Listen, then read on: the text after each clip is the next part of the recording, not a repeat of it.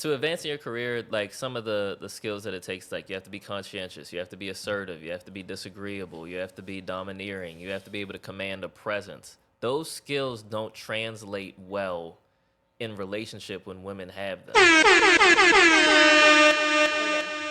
My question to you both is, in this dating environment, if you were to find a woman that was deep into her career, very successful, does that, you said it doesn't subtract per se, but does that make you feel any differently about her because she has other things going on for her?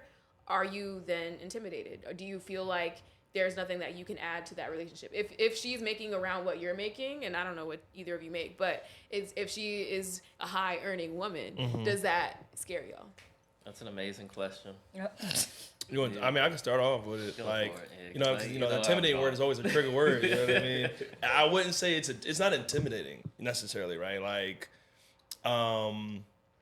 but and again to the point of being able to not add. I mean, we're all growing, right? So we're all going to be able to grow and make changes. So I think that you'll be able to add value, but it depends on the individual. I think on average, most men, especially if he is a high value dude in the sense of a high earner and he is like kind of built himself up in resources, most of those guys look for the more softer woman, right? And I think that a woman who has to be assertive purposely to kind of grow in her career might have a challenge with that. Like I used to date a girl who was a principal school teacher, and she had that authoritative nature due to her career.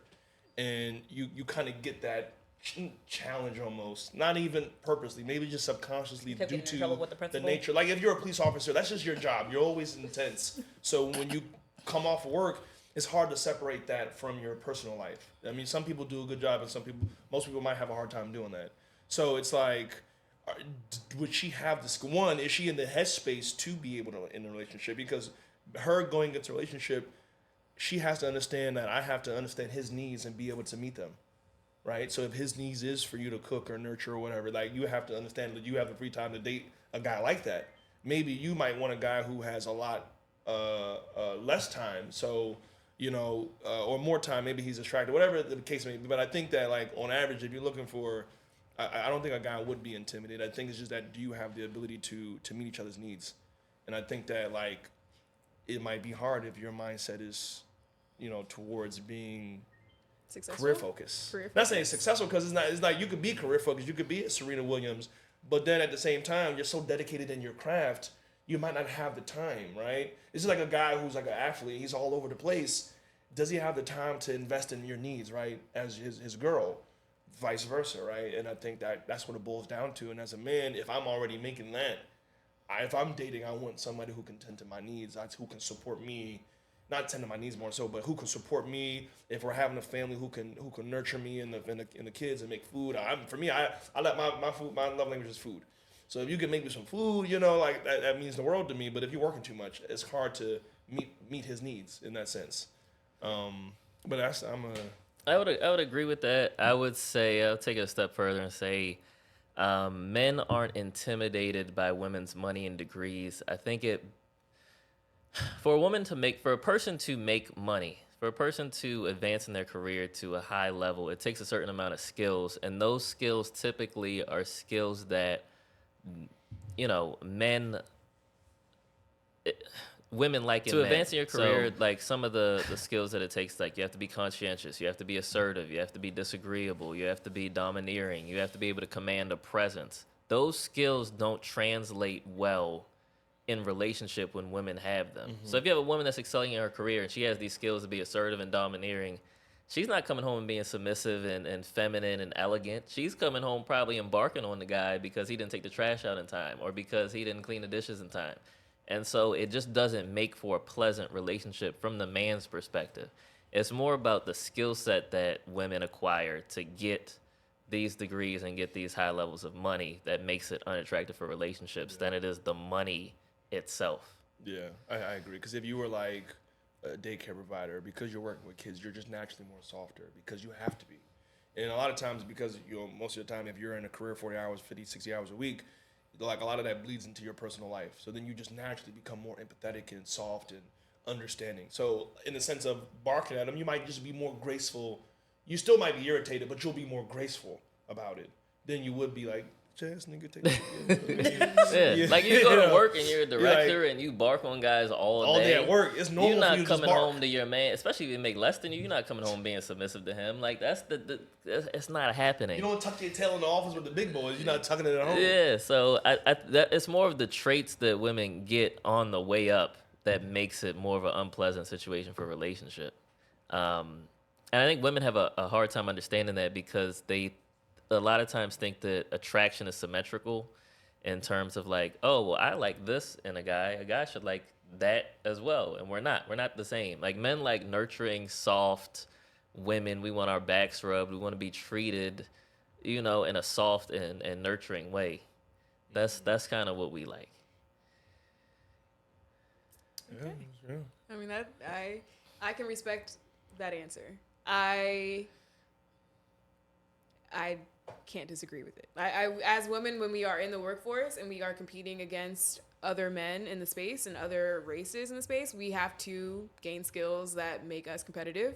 And if that is also if we're bringing that back with us home, it can be hard. The ex that I was speaking about earlier, he was a drill sergeant. And before he became a drill sergeant, he had totally different traits than after he became one. So I can understand. Yeah. They're tough.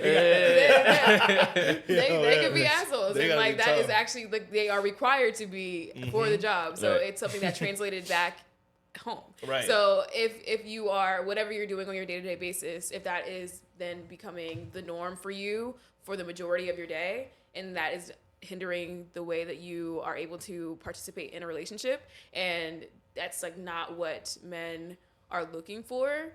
It's just like a self-reflection question of like, am I willing to do the things that I need to do to possibly get a man that I want?